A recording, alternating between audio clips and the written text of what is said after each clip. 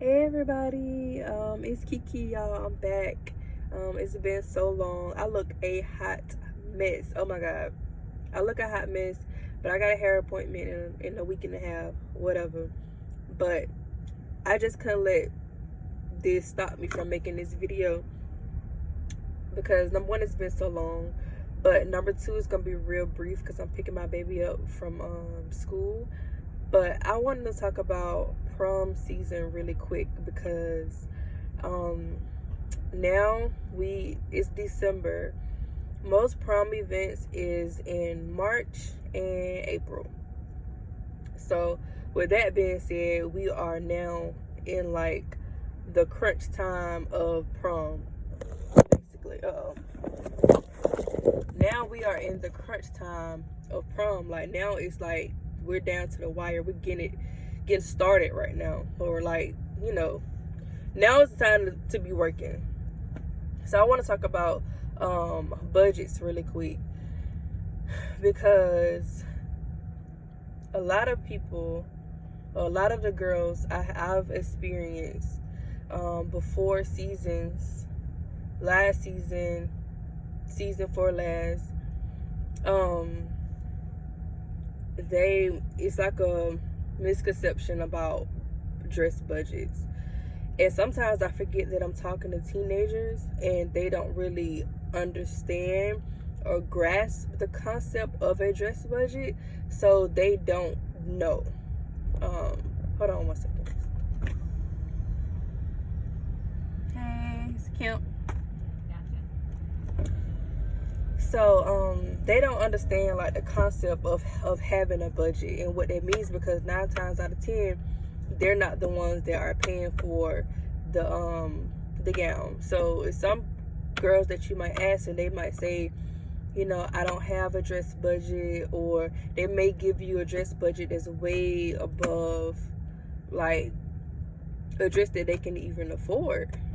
And as a dress designer, it's not really, I think as a woman, you gotta come off compassionate, regardless, because you want to help. Like I want to help these girls in any way that I can, but not at the expense of me working so hard on the dress and me getting paid pennies.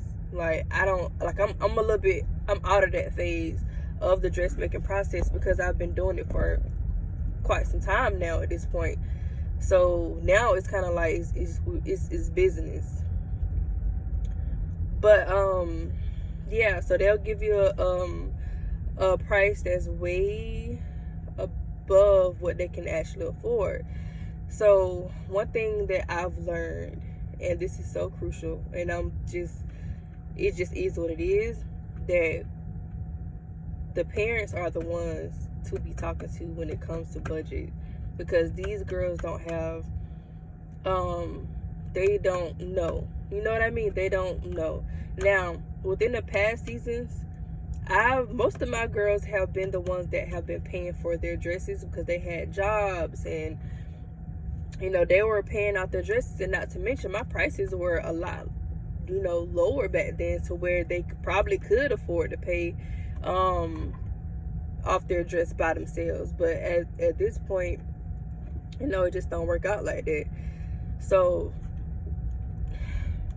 parents are the ones to be talking to when it comes to the prices of these dresses, because these girls do not have a clue.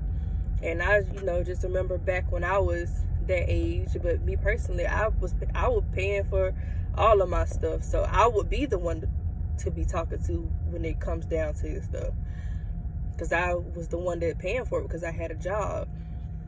But yeah, but the weird part for me is wanting to give these girls what they want. Like, I want to give you your dream dress, but not at the expense of me working so hard on this dress and not getting paid. Like, I just don't think that that's fair. And I think that some of them will ask you to do that, and it's just not fair. But I think that just comes with dealing with teenagers. You know, you just gotta have a firm foot and say no. Like that's not gonna happen. But what I can do, I always try to give them some kind of alternative, you know, because I don't want anybody breaking their banks for a prom dress. Now, mind you, I'm still gonna get paid by any means necessary, or I could just drop you as a client. But because I know most of these girls, and I know that they really want this. I know that they really want a custom dress. So here are the alternatives. Instead of getting all of these details that you are wanting because you see it, let's scale back a little bit, and you still can have a beautiful dress. Not to mention, a lot of these girls want what they see, and that's the problem.